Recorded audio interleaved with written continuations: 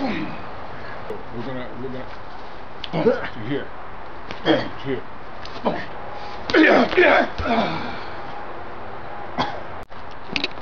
So now what we're gonna do,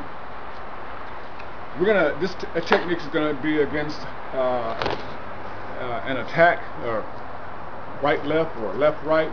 Can be against a push, but this time still going to be the technique of the Emperor's Guard, but I'm going to step off at an angle, so that way we don't clash into each other. I want to get out of the way, and I want him to get out of my way. Okay, so this is how we're going to do that. So from here, this person's attacking, push out of the way.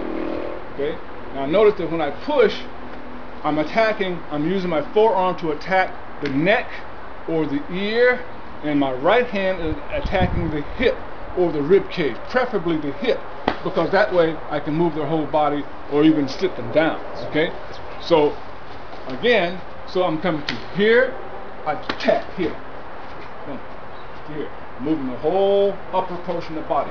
This right hand here at the hip or into the rib cage, left hand into the side of the head this way. Watch again. So I'm going to go 1, there, there, right there. Again.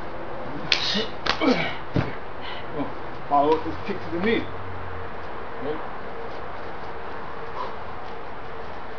Okay.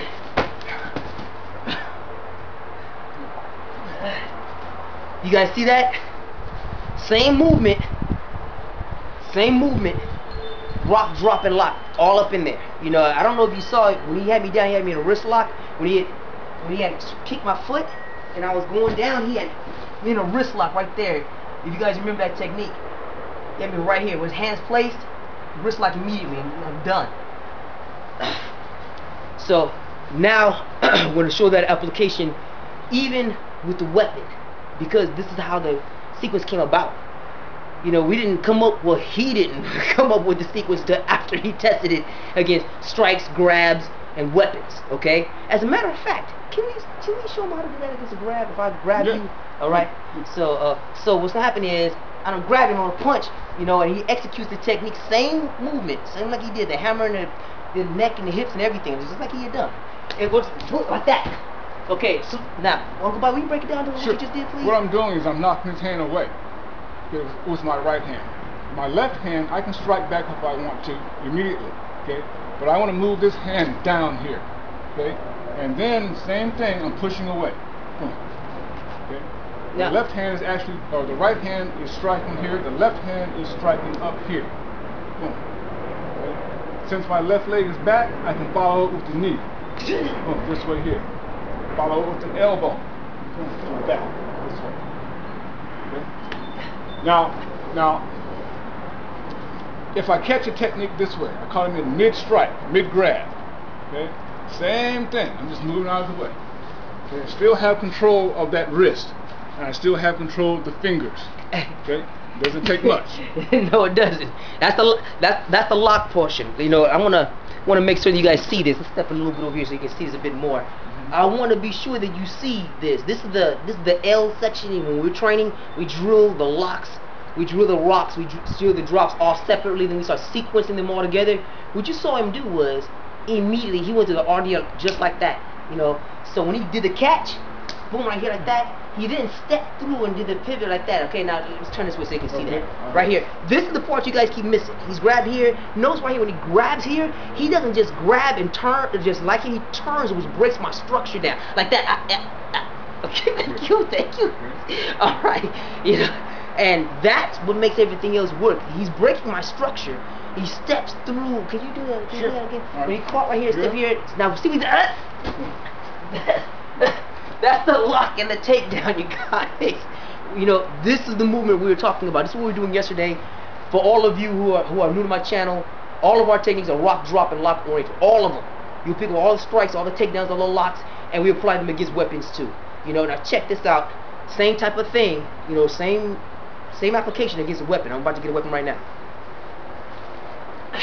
The last two times I did this on camera, it was too fast. The camera kept missing it. So I want to go slow so you guys see it. All right, and I'm not posing. I'm not doing none of that fake step through stuff that those guys do. We swing like we really do in the neighborhood. Okay, so I come here to hit it.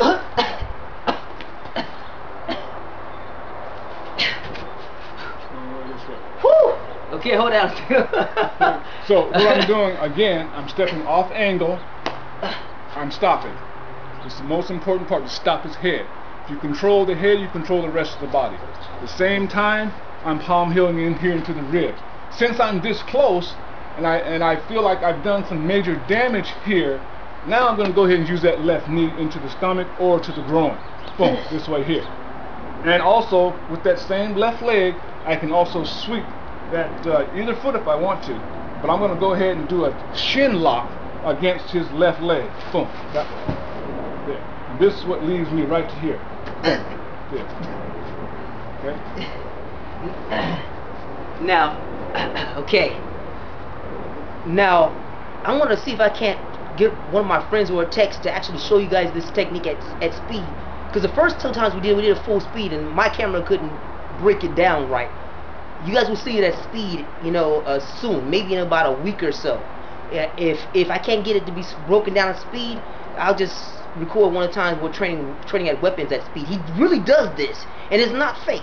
So I just want you guys to understand this. Notice how I don't do that stupid step through that those guys do. Step here, feed the attack. We don't do that.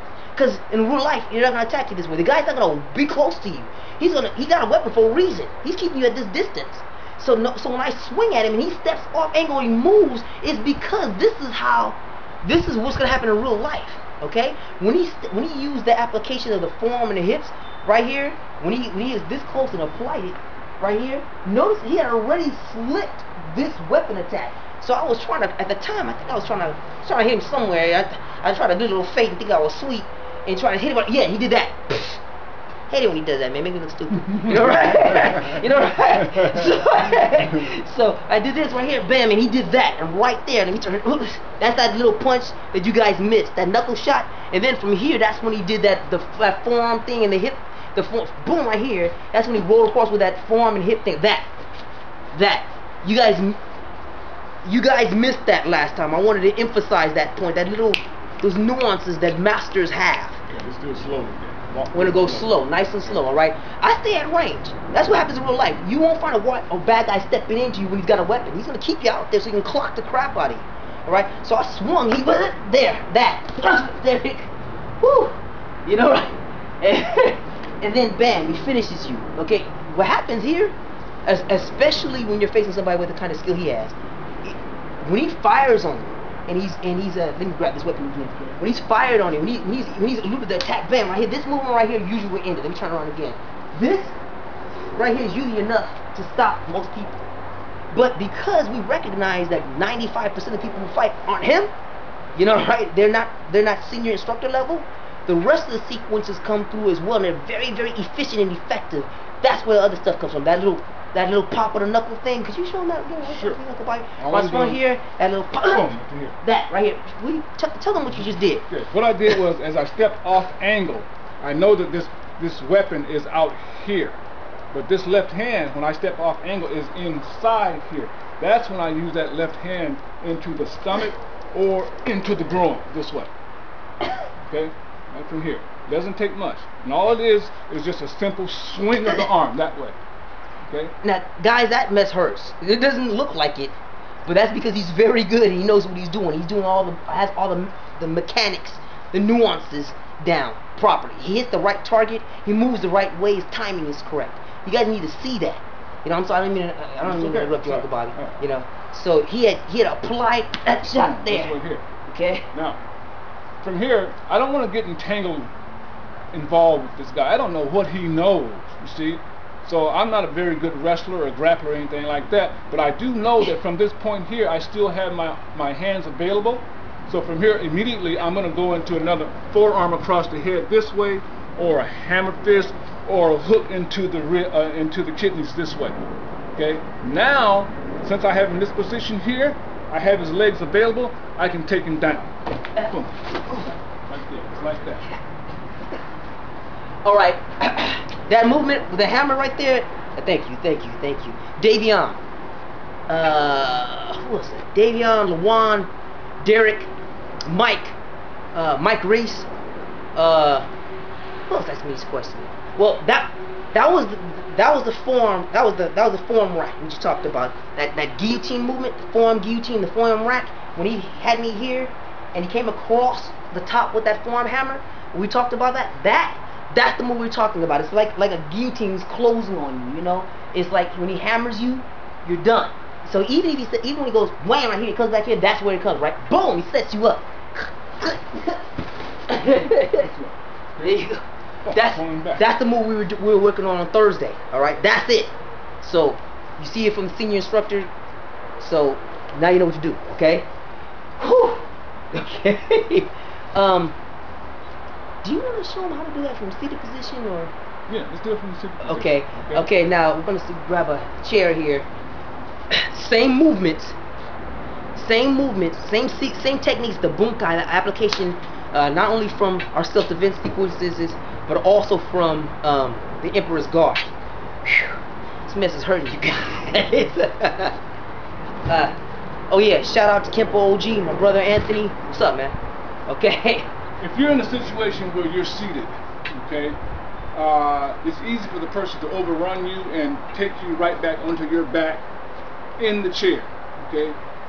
There's a space between the time that he attacks, the time that you realize that there's going to be an attack, okay? So from here, what you can do is just, boom, use your legs out here, straight out, like this, okay? Just use your legs. Keep the person away from you. And then you step up and do what you're going to do. But don't let them crowd you like that. Yes, sir. It is very important. This is also, could you show me how you showed me the, that kick in the right out of Emperor's Guard? It's like you take the techniques and you mix and match them and you apply them to the circumstance. You do the hook, you hear the push, and then you come with a kick. You know, you can actually do that while you're seated. Exactly like that. Hook, push, kick, or kick, hook, push. Okay, so he actually did this to me too when I was purple, but it's messed up. You know, right? So from a seated position, if the person attack right here, go right here, and then get up, boom, and punch. Okay. Once you make this strike here, again, okay, I'm coming, boom, right to here. Okay. Look where his leg is. Boom. There. Drop him. Just take his leg from under. That's the one he did to me when I was purple belt. That's messed up. You know, right? But that's how we learn. So next clip, you see it in a minute.